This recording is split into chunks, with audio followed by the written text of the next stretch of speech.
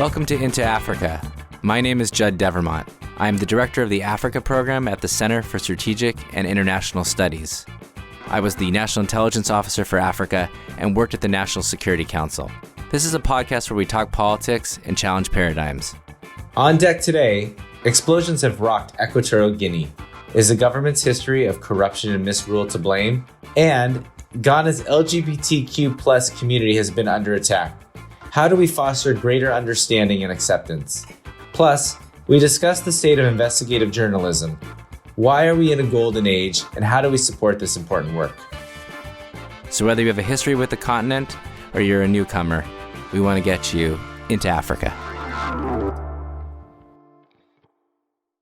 On Sunday, March 7th, there was 3 huge blasts and a series of smaller explosions at a military base in Equatorial Guinea. It leveled much of the city, leaving at least 120 people dead and more than 600 injured.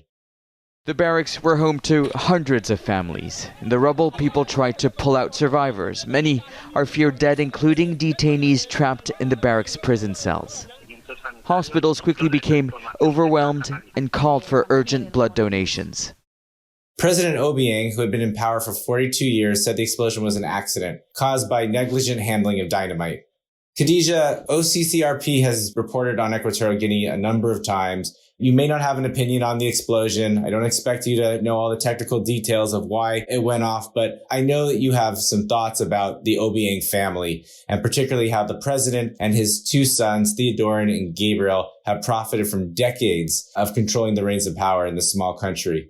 I'd like a little bit to get your sense on, what is the story of the Obiang family in Equatorial Guinea? Journalism, unlike policymaking, has the benefit of investigating the cracks, between the truth and the law, between the idea of what a thing is and the reality. So with the explosion in Guinea comes the justification for an increased militarism and a militarization that speeds up the acquisition of arms and broadens and deepens surveillance. Countries in the Congo Basin like Gabon and Equatorial Guinea are constructed from the time of decolonization. We can see around very contained and enclave political economies.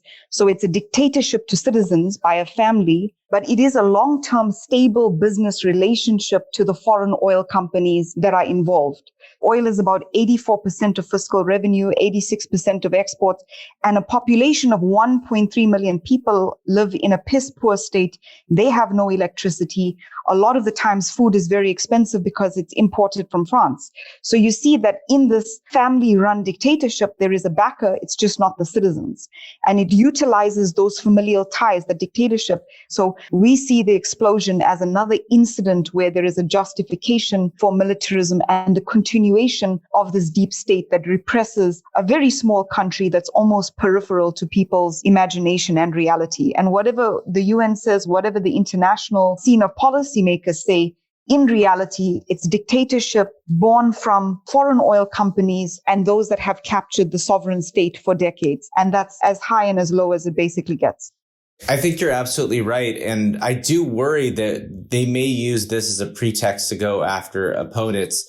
There's been 2 other big military depot explosions in the past 20 years, one in Lagos in 2002 and then another in Congo-Brazzaville in 2012. In that second incident in Congo-Brazzaville, President Sassou used that explosion first to scapegoat and then silence a former ally, and he had been a deputy intelligence chief. And I think it really bears watching in this case. I also would make the point, Khadija, that, again, we don't know how and why this happened, but I have to think that a government that misrules its country as long as this one has, it just provides a higher risk of that things are going to go unnoticed and that the quality of the military bases and just general infrastructure may degrade. And I have a suspicion that these are linked, and it sounds like you do as well. Absolutely. And a third point to add is that it also signals something to foreign partners. For example, in Congo-Brazzaville in 2012, when the depot exploded, the president of Azerbaijan sent a very public letter from one dictator brother to another, effectively brothers in arms, where he said he's really sorry to hear about this. And that kind of opened the door. It silently signaled an opening of doors between the 2 countries for an implicit agreement that we later saw was realized. So that is, as you said, very old degraded systems. But also we see that in Eastern European countries and Russia, Africa is still a dumping ground for cheapened arms, for the restocking, refurbishing, and resale of arms through the old Cold War factory of Russia, which was Ukraine, and through Russia itself. And sanctions don't actually stop that. Sanctions merely allow for a deepening of financial secrecy, using secrecy jurisdictions, using banking secrecy. Even if an auditor at a Swiss bank wanted to tell the truth, the Banking Secrecy Act, I think of 1934, would put him in jail if he did. So the world has been legally coded and privileges wrongdoing in ways that these guys who run the UN Security Council, the world's biggest arms dealers, are also the judges that rule the world, that make the rules. China, Russia, the United States. And these are the people who have made it technically legal to circumvent all the rules and to arm up resource-rich regimes. Well, I definitely want to get back to this subject about secrecy in the final section. The other point that I want to talk about in the final section is about the use of satellite imagery. So both of these things we'll tackle, I think, in greater depth towards the end of the episode. But if you've been following the explosion, you'll see that BBC and Reuters and CNN have used imagery to show the extent of the damage. And I think this is one of the things that's really interesting about what's happening in journalism right now. How do we access this overhead imagery to derive greater insights? And Peter, I thought maybe you could just talk a little bit about how BBC Africa Eye uses imagery to sort of reveal and share and expose what's happening in these countries. So I can say the use of satellite imagery, or in a sense like open source, has been one of the most exciting, basically, evolutions in journalism during my lifetime. And this is because for two things. Satellite imagery can show you the scale of dramatic events like the explosion in Guinea. But also what is interesting, sometimes as journalism, it's really hard to get to the story very quickly. And satellite imagery can help you and paint a picture of what's going on, basically in the click of a finger. But also something that's really important, and especially in very many countries in Africa, sometimes the governments, if it's just physically journalists getting to the story, can be very challenging. Could be because of the regimes, also because of the time to get there or security issues. So satellite imagery completely jumps all these hoops. But also, I think what is interesting development, satellite imagery, but combined with open source and with the advancement of telephones in the hands of very many people. So they've become this perfect marriage between the journalist and the citizens, and combining satellite, but also the pictures and videos that people are taking, journalists can paint a much more comprehensive image of what is happening without leaving their bedroom. So that's really exciting in a sense. Yeah, it's exciting. And I would argue that this is something that think tanks can do as well. So CSIS has published a number of really big exposés using satellite imagery. The Africa program hasn't done that yet, but stay tuned. We have a couple of things we're working through and hope to share soon. So let's move to our second topic, which is about LGBTQ in Ghana.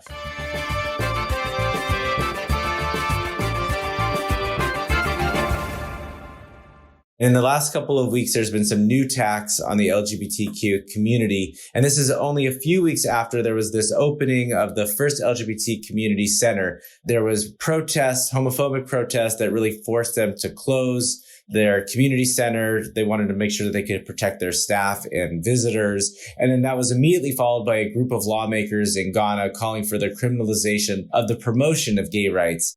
But we'll stay in Ghana for now, where authorities have shut down a newly opened information center for lesbian, gay, bisexual, transgender, queer and intersex people. The center in Accra, which was the first one of its kind and had only been running for a month, sparked waves of criticism in the country, with many now calling for broader anti-gay laws. And because you're here, Peter, I couldn't miss the opportunity to talk about your new documentary, I Am Samuel, which is about a gay man in Kenya. And I thought maybe we could hear a little about your film and perhaps if there's any insights that you could share about what's happening in Ghana. Thank you. So Samuel is a very intimate personal story about the life of a gay man in Kenya. And it's a film that I filmed over 5 years. And we attempt to try and show if you're gay and you're poor and also you come from a loving family who are in the rural areas, how do they deal with it? So it is a love story between Samuel and Alex, who's his partner. But also it's a love story between a father and a son. And a father who's struggling to accept his son who is gay. And in that, it's also a film about resilience because In the city, someone lives in a slum, and it's really difficult to keep a secret in a very crowded environment. So they are exposed to physical harm. And it's a story that shows how he navigates this space and manages to find this bubble of security in a very hostile environment. So, Peter, if drawing lessons from Samuel's experience, what would he tell this community in Ghana about how to manage both the political attacks on them, but also just the community attacks? Actually, the situation in Ghana, it's sort of similar to Kenya in terms of the tolerance with the society is very, very low. But as Samuel says, every story is valid. Like, he's as Kenyan as I am. He's as Kenyan as any other person. And their story needs to be heard, but let alone that they need to have their space in their own country. They were born there. There's no other plan B. So I think for the LGBT community, what is important, and I think this journalism has a role to play, is create this space for constructive dialogue. Because sometimes we get lost in how toxic everything is, and actually reason goes out the window. So I think that's the attempt my film tries to make. It's not demonizing people who disagree with LGBT rights, but it's just saying, listen, here there's a guy, he's Samuel, he's gay and he's Kenyan, and please, can you allow him to be your neighbor? Let him have the same equal rights as you do. And I think the more stories that journalists talk about this issue can really help have a constructive debate and hopefully make some baby steps going forward. I'm glad that you said that, Peter, because our listeners may recall that we recorded an episode in January 2020 called Finding Our Own Champions, which featured Neela Ghoshal, who's at Human Rights Watch, who I think you know, Peter, and then AFP reporter Rabi Kori-Boulay, who wrote this fantastic book called Love Falls on Us. And we ended up having with Rabi and Neela this in-depth conversation about the plight of sexual minorities in Africa and how international advocacy groups and policymakers and journalists can provide support without increasing individuals' vulnerability to public and political attack. So I recommend people listen to that after they get through this episode. So let's go to the final segment, and I want to spend the most time on this because I'm really excited.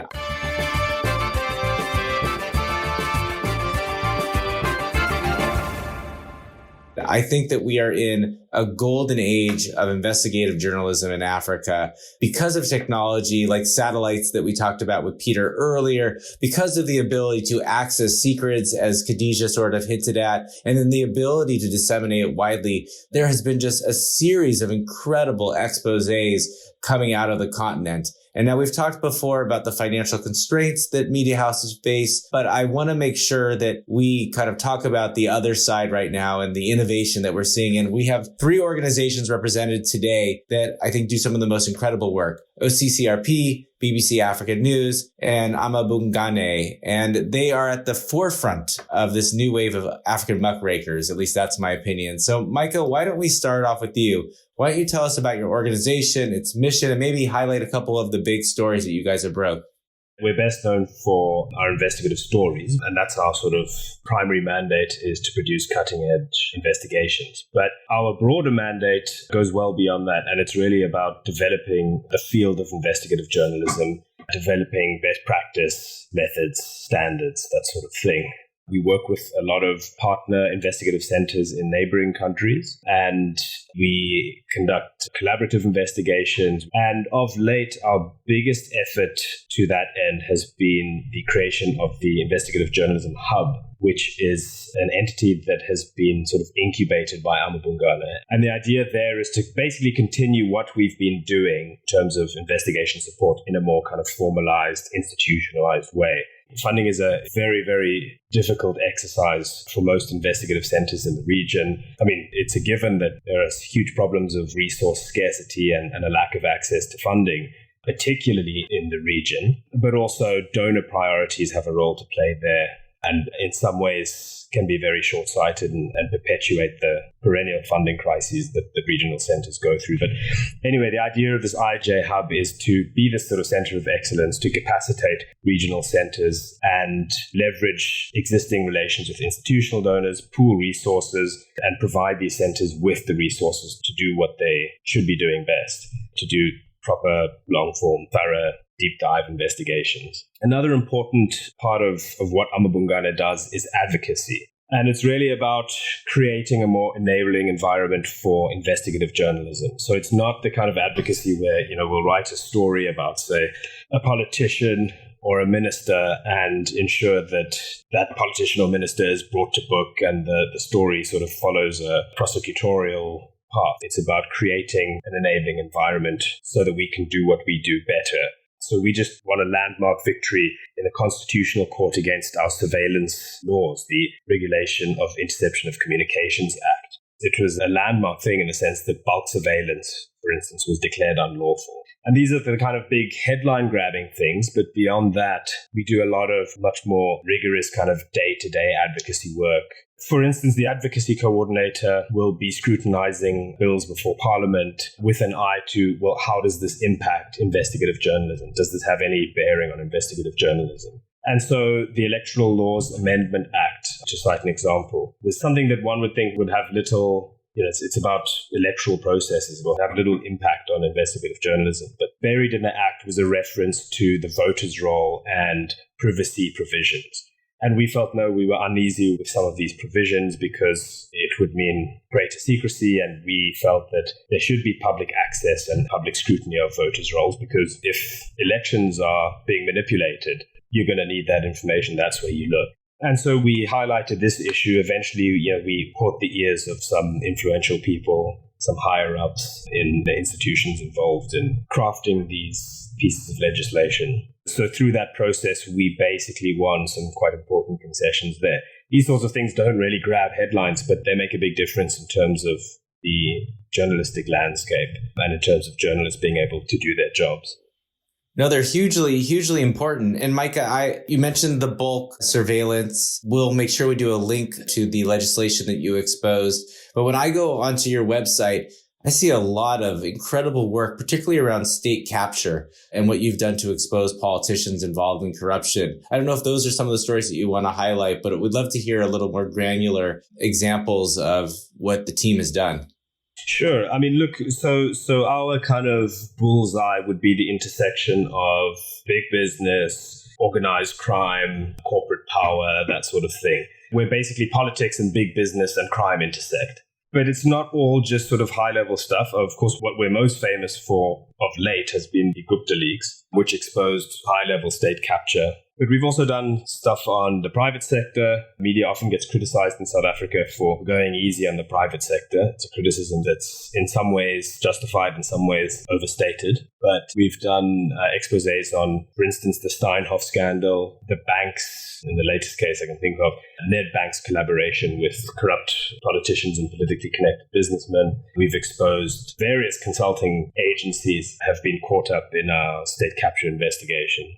But also it's about social bottom-up stories. So we've done a lot of stuff on relatively more local corruption and abuse of power. I don't think it's fair really to rank stories in terms of most important. The Gupta leaks and our stories on state capture really grabbed headlines and they had sort of international reverberations. But, sometimes it's those small localized stories, those stories that speak to people's lived experiences that can be really important, that really underscore the corrosiveness of corruption in South Africa. No, absolutely. And I think that you achieved what I wanted, which was the breadth and depth of amaBhungane's work. So thank you. Let's turn to Khadija. And talking about the stories that OCCRP has broken in this year would take a whole episode, but I'd love to hear a little bit about the recent work that you've done on Azerbaijan's arms sales to Congo-Brazzaville, which I think is fascinating because we've talked about sort of the corruption within Congo-Brazzaville. But some of the work at CSIS that we often talk about is how Africa's partnerships are not just with China or Europe or with the US, but it sort of spans the globe. So I thought this story nicely puts together corruption, but also Africa's global reach. Do you want to talk a little about what you uncovered?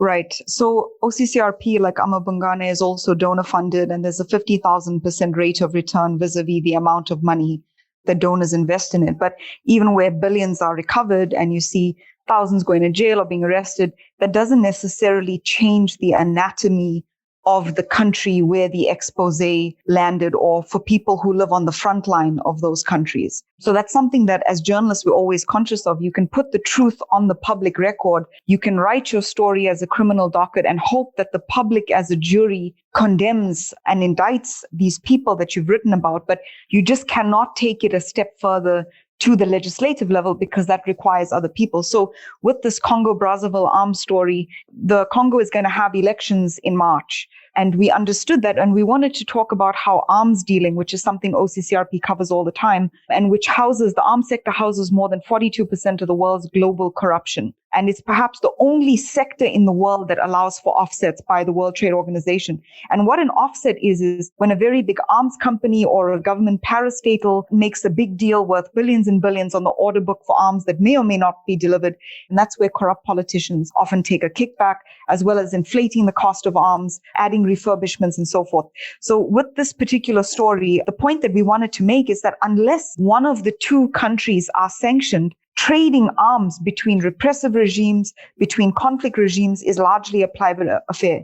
It's one of the world's biggest industries, and it's arguably the one with the highest stakes, because the product that's being handled is not milk, it's not soy, it's arms. And yet arms has less global regulation than either milk or soy. So in addition to the general secrecy in terms of order books and values and deliveries, you can see that Saudi Arabia was also involved in this deal. They are one of the world's leading importers of arms from the US and the UK, but they target African countries for sponsorship deals like they did in Congo-Brazzaville because of the OPEC.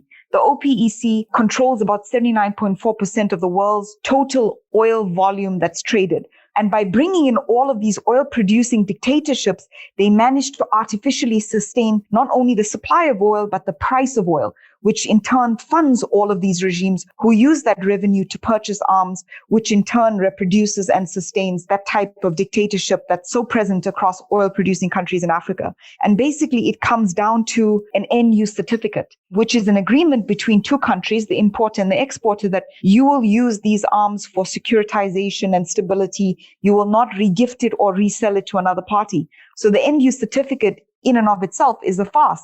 And the ATT, UN, ROCA, other global so-called regulatory systems are not mandatory. They have a system of peer pressure involved.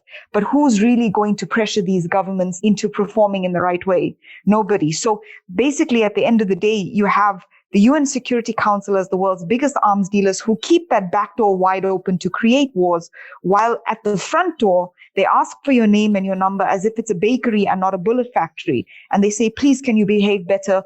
Please, can you not use these arms to murder your citizens? So arms dealing is one of the world's most corrupt industries. And we can see with Congo-Brazzaville that it's an entirely private affair, like two neighbors just trading in sugar between each other. There's no one to hold them in check. There is no accountability, and there are no consequences. This is something that the Biden administration claims that they are going to focus on. So I hope that those of our listeners who are interested in anti-corruption will take a look at some of the reports that OCCRP has put out on corruption and arms sales and the nexus between them, and then start thinking about what a different policy looked like. I want to turn now to Peter, because BBC African Eye has done some really important stories that you've been a part of, the baby stealers and then Imported for My Body. And just like Khadija and Micah, it'd be great to hear a little bit about what those stories exposed and what it entailed to put them together. Okay, so to begin with, as you say, BBC News, has access to 132 million viewers across Africa. And one of the things that we wanted to do with that access is also to try to get stories that are much more closer to the people. And for Baby Stealers and Imported for My Body, this is a story ideas that basically didn't come from us, but came from people who were in the communities who were talking to us. For example, in Baby Stealers, homeless mothers in Nairobi were telling us the children were missing. And they had a few clues what was happening, but nobody had cracked the case, who's doing it, why, and how. So based on the complaints and working with local journalists, this story, Baby Stealers, we were exposing child trafficking in Nairobi, and in 3 different levels. In a sense, homeless mothers, their babies being snatched from the streets and being sold on to other mothers who couldn't give birth. And also there was another ring where if you are especially young, 16, 17, and you get pregnant, and there are these women who take advantage of these vulnerable young women. and telling them, don't have an abortion, just come to me with the baby and leave it up to me. I will sort it out. And the third part of this investigation was exposing someone who was working in the hospital, and he was a protection officer. And rather than protect, he was selling babies in the black market. So in a sense, it was showing the scale of child trafficking in Nairobi and the different scales. For the second film, Imported for My Body, that was a film about a young woman who had been trafficked to India. And she was told initially that she's going to be a tour guide, do a bit of dancing. And when she got to Delhi, they took her passport and she was forced into sex work. At some point, almost at the end of paying off the debt, she got in touch with us and just said, this has happened to me, and I would like to warn other women so that they don't fall in the same trap that I fell into.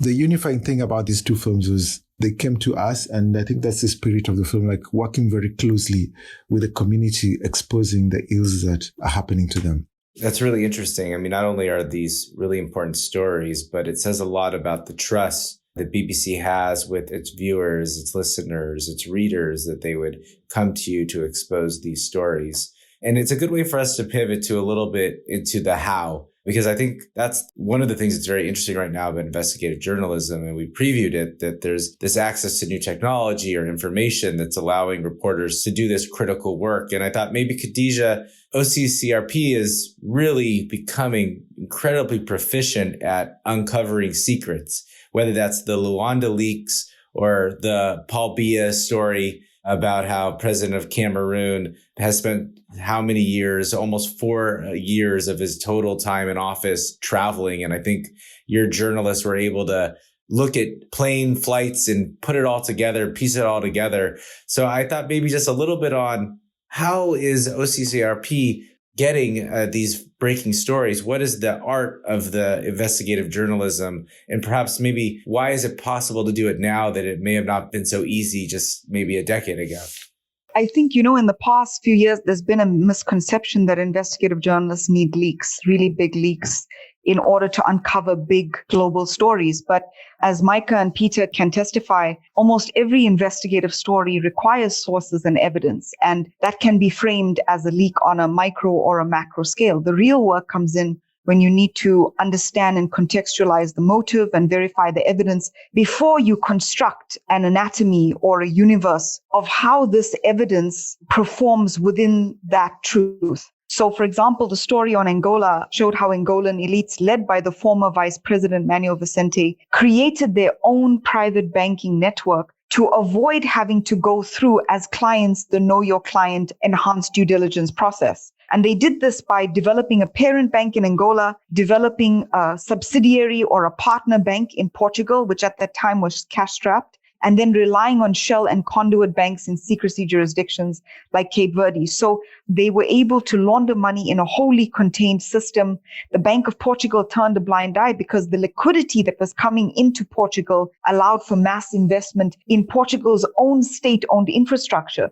So now the money launderers are not only the shareholders of these private banks, they are also investors in the Portuguese government.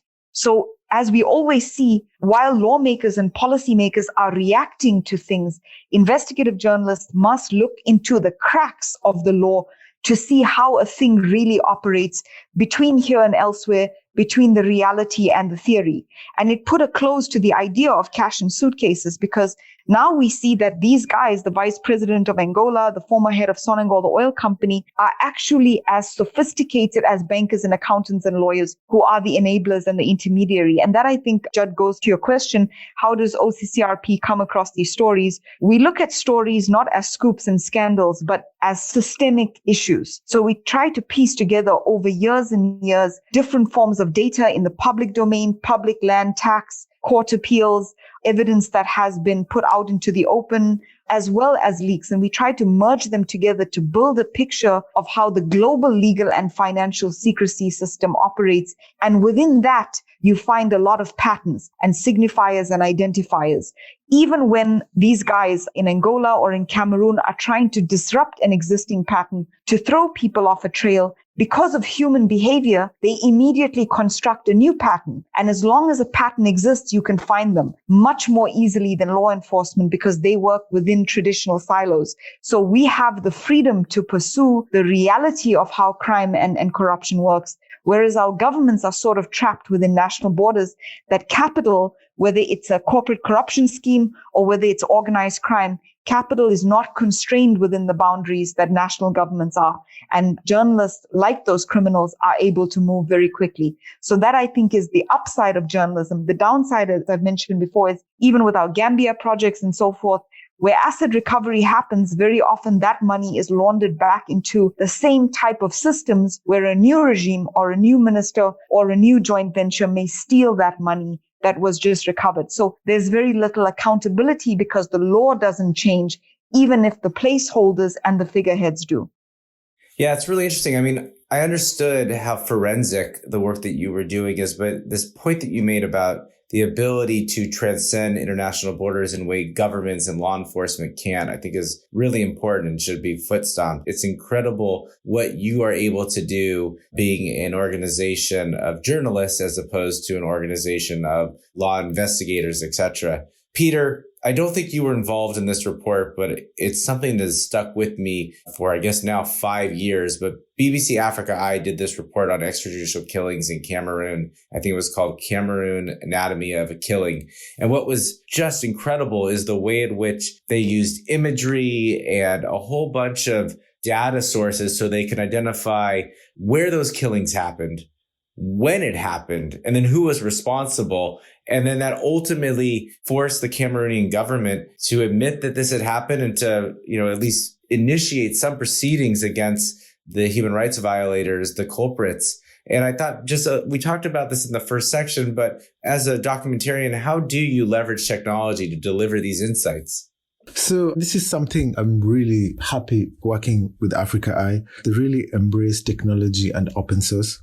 And investigations like Anatomy of the Killing, that shows today that journalists can solve crimes and do entire investigations just with a laptop and an internet connection. It gives them access to freely available satellite imagery and other tools that are freely available online. And with this, combining with pictures that were taken at the ground and also videos, and also it's converging that with a bit of science and also persistence, like combing through social media profiles. They managed, the team that are doing Anatomy of the Killing, point out how the crime was done, who did it. And because of that, and it was beyond reasonable doubt, the soldiers that did these crimes had to be accountable to what happened. And Anatomy of a Killing was a really good example of how technology, and especially open source, can be used to answer some very difficult questions that are far away. This is the final question for everyone. And this is really about how donors and the international community can assist. Micah, you sort of previewed this in your comments, and actually you did as well, Khadija, that donors help support the work that you do. And I know, Micah, you are often in court on these cases. So maybe first, Micah, about what you look for from donors. How does your organization continue to do this good work? What can governments like the United States do to be helpful? And then Khadija, I'll have you expand that from OCCRP's perspective. In the region, in neighboring countries, places like Malawi or Zambia are awash with donors, and yet there's very little donor funding for investigative journalism for sort of core purposes. There's a lot of project funding. Priority tends to be with donors, tends to be sort of humanitarian or emergency, and money will be given to media organizations to deal with particular projects around those issues, right? So there'll be money for, say, a media organization to deal with awareness around cholera or any given emergency. But not that much is earmarked for core funding, for actually building a sustainable media organization. And I think that was partly what informed the approach to the IJ Hub, that sort of center of excellence that I spoke about earlier, that amaBhungane has tried to nurture. Thankfully, it's been a different story in South Africa. amaBhungane sort of pioneered the nonprofit model in South Africa, and it's proven to be very sustainable. We've got a widespread of institutional donors who are quite happy to part with their money without there being any sort of editorial strings attached or anything like that. Not that we would ever make those kinds of compromises, but we don't have donors sort of breathing down our necks, demanding that we focus on particular projects or anything like that. They let us do what we do. Of course, there's all sorts of bureaucracy to jump through in terms of, accounting for money spent and that type of thing. But they've been pretty good and reliable, pretty dependable. As I said, we have a spread of donors, so we're not too heavily reliant on a single donor, which may compromise our independence or at least lead to that, to the perception thereof. And so that's really been the heart of our sort of ability to fund ourselves, to sustain ourselves. You mentioned international governments. You mentioned the government of the United States, for instance. We wouldn't take money from governments. And when it comes to sort of what governments can do in order to foster a climate that's conducive for media on the continent, I would say in that regards, charity starts at home. And I'll give you an example of why I say this. Khadija was speaking about nefarious arms dealers just now. And the recent sort of big threat that we faced was a SLAP suit. That's a strategic litigation against public participation. It's basically a legal sort of mechanism used by the wealthy to silence and intimidate. And we were reporting on an arms dealer, a South African arms dealer who lives in the UK. And he threatened to sue us because what we were exposing was a little too much for comfort. And he got riled up and sent his teams of legal pit bulls after us and threatened to sue us, but not sue us in South Africa. He wanted to sue us in the UK. And that is this sort of jurisdiction shopping is becoming a very sort of commonplace way for corporates and ultra-wealthy individuals to silence critics. And UK defamation laws, UK laws are nowhere near as journalism friendly as South Africa. I think many people would be surprised to learn. And so, when you ask what governments can do, what donor organizations abroad can do, probably some of the most productive things they could be doing would be to focus on these sorts of things, how their own governments, their own legal regimes, their own corporates, etc., are stifling media development and stifling the free press and democracy in places like South Africa. Micah, that's a hugely important recommendation. And again, since this podcast, often our audience is in the US, and with President Biden talking about fixing our democracy at home, I think your points hit right to the heart of the matter. Khadija, I'm just going to give you the final words. If there's anything that you want to add in terms of thinking about how do we support investigative journalism? Thank you. I think, as Micah was saying, journalists consider threats and harassment, even death, as part of the overhead. So it's a job where you have a price on your head. But in most countries outside of South Africa, journalists have no dignity, no protection, even within their communities and within their media houses. So amaBhungane, for instance, is an institution in the country. Everyone admires and celebrates them because they are fundamental to our own freedoms. But if a media house in Zambia or Swaziland faces a SLAP suit, because the UK courts, as he said, places the onus of defamation, and it's a very, very expensive process, that media will fold. So SLAP suits are the equivalent of a bullet to a voter. At OCCRP, the Africa team and the Africa network, we've been very lucky because we can determine what we want to cover. We are covered by US media law, and we have an autonomy that's very, very rare. And that comes down to the vision of our bosses to not constrain us and to allow us to develop and capacitate the investigations and the systems that we feel are important. Even if as journalists, we are trying to get donors to protect us, who protects the sources and the whistleblowers? Only 8 out of over 50 countries have any whistleblower protection. But even in those 8 countries, including South Africa, those laws are contradicted by other existing laws, or they are paper thin. And so when we are looking at the national and the global system, for example, the FATF politicizes and blacklists countries that are enemies such as North Korea and Iran, but the world's biggest suppliers of secrecy and the systems in place are never targeted. Or when we look at wildlife trafficking, every single country in the world will try to prosecute the person who killed the elephant, but nobody will follow the illegal proceeds of the wildlife trade that is a $2 trillion business model. Whether it's journalists or whistleblowers, governments are reacting, and they have yet to formulate the laws that they need to protect the societies that they are supposed to govern. And whether it's arms or drugs or public procurement, it all comes down, in my view, to financial stagecraft, which is how crime and corruption is enabled. So it means ending legal and financial secrecy that's hypermobile or from commercialized sovereignties. If national governments implemented country-by-country reporting, automatic information exchange, protected disclosure laws, whistleblowers and sources would not be on the front line, and journalists would not immediately be recriminated against for using that information, because we wouldn't have to go through those darker channels. We could get that information that we need from the public domain. So it's not just about protecting the journalists, it's about strengthening the accountability so that we don't all have to be at risk in the way that we currently are. And we have to remember at the end of the day that less than 5% of assets that are prosecuted are actually recovered because the lawyers and the governments in place don't have the system that's needed to recover these assets. Everyone is locked within national borders except for journalists, but journalists and whistleblowers are the most at risk. Khadija, let me thank you for those excellent recommendations and points, and thank Peter and Micah for joining us today. This was an enriching episode, really important, and I'm just very privileged that we could talk today. We'll see everyone in 2 weeks. Thanks so much. Thanks for listening. We want to have more conversations about Africa. Tell your friends, subscribe to our podcast at Apple Podcasts or wherever you find good content.